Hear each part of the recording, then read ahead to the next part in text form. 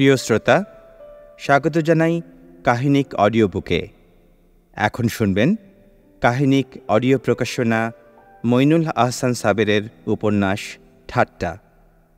পাঠ করছি আমি ইমরাত জুলকারনাইন। প্রিয় সু, তুমি মাঝে মাঝেই বলতে জীবন এরকমই। এটা তোমার খুব প্রিয় কথা ছিল। জীবন এরকমই।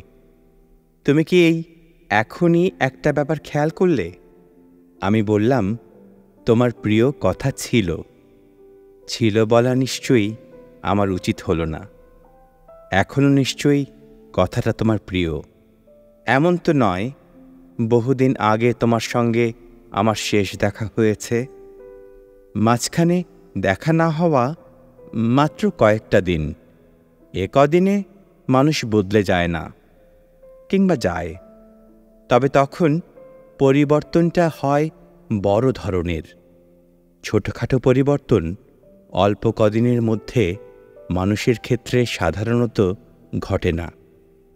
সুতরাং আমি ধরে নিচ্ছি তুমি এখনও বলো জীবন এরকমই। সু, জীবন আসলে কী রকম? একটা ঘটনা ঘটত আমাদের জীবনে এবং আশেপাশে। রোজ কত ঘটনাই না ঘটে। সে ঘটনা হয়তো কিছুটা অন্য রকম।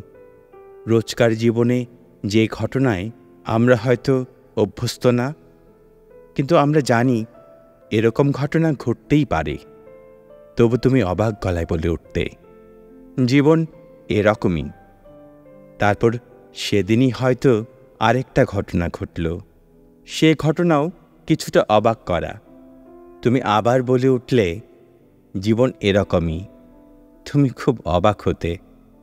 কিছু কিছু মেয়ের মধ্যে এ ব্যাপারটা আছে, অবাক হওয়া।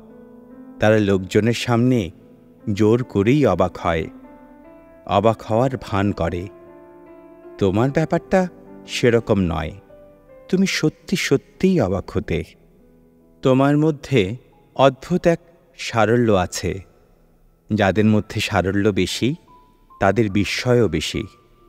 অর্থাৎ ব্যাপারটা দাঁড়াচ্ছে, তুমি মানুষটা সরল ধরনের।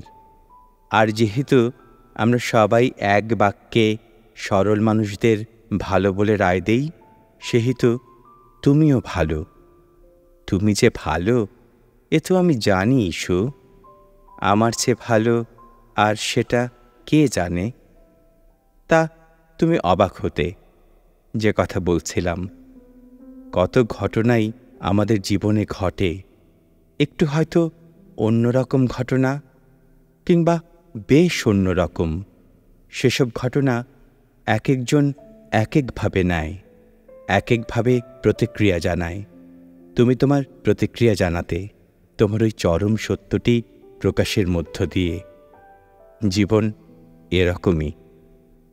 তোমার এই কথাটা যে একদিক দিয়ে ভুল, তুমি কি তা কখনো ভেবে দেখেছ?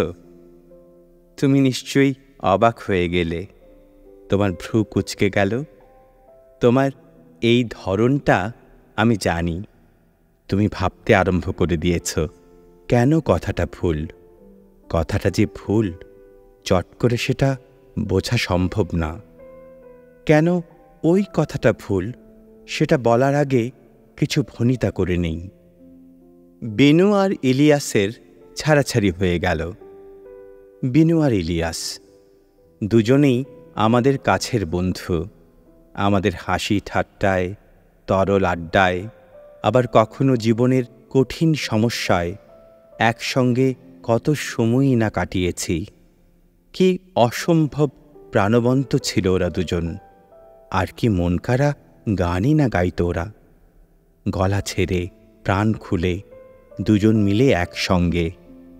আমরা বলতাম, সে বলার মধ্যে একটু বোধহয় ঈর্ষাও ছিল। আমরা বলতাম, গানে গানেই কেটে যাবে ওদের জীবন। সেই বিনু আর ইলিয়াসের ছাড়াছাড়ি হয়ে গেল। আমরা অবাক হলাম, নানা কথা বললাম।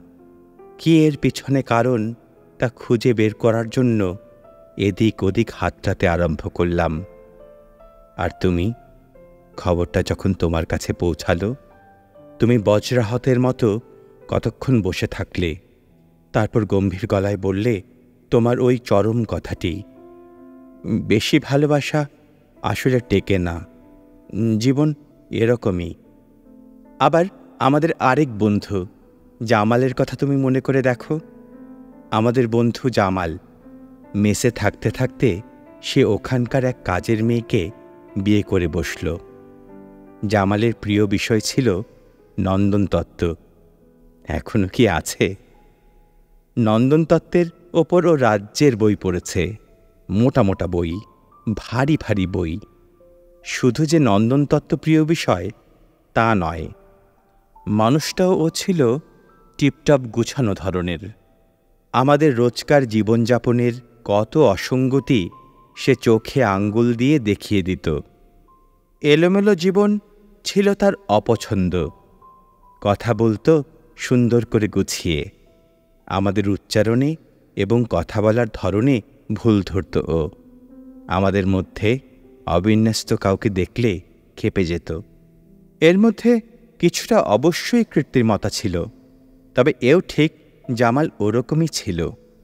তুমি নন্দনতত্ত্ব তেমন না বুঝলেও জামাল যে একটু আলাদা, ভারিক্কি টাইপের এবং পরিশীলিত এটা বুঝতে।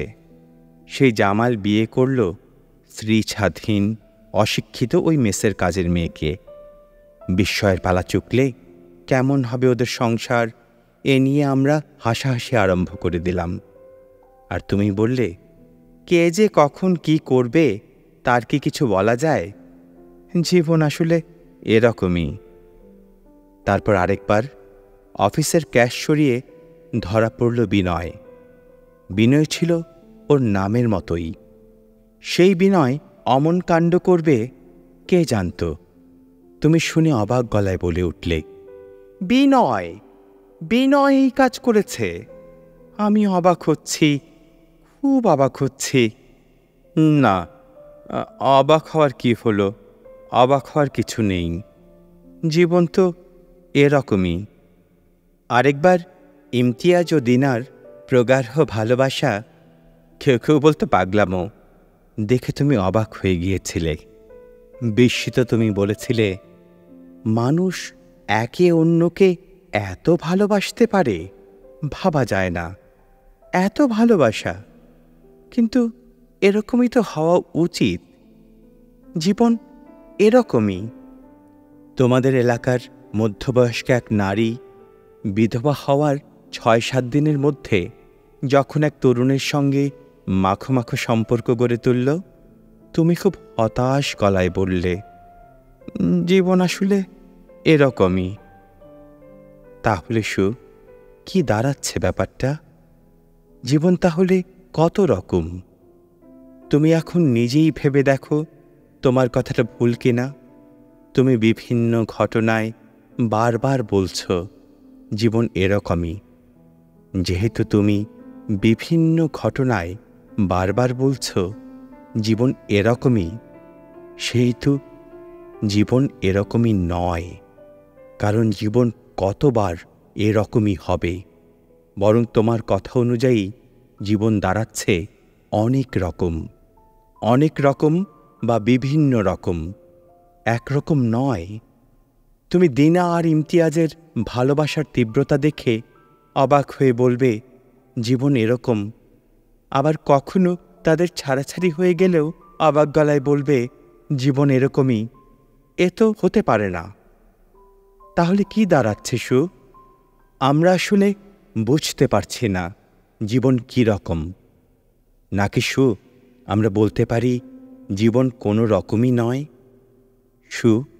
জীবন কি কোনো রকমই নয়? প্রিয় শ্রোতা, আশা করি বইটির এই নমুনা অংশটুকু আপনার ভালো লেগেছে।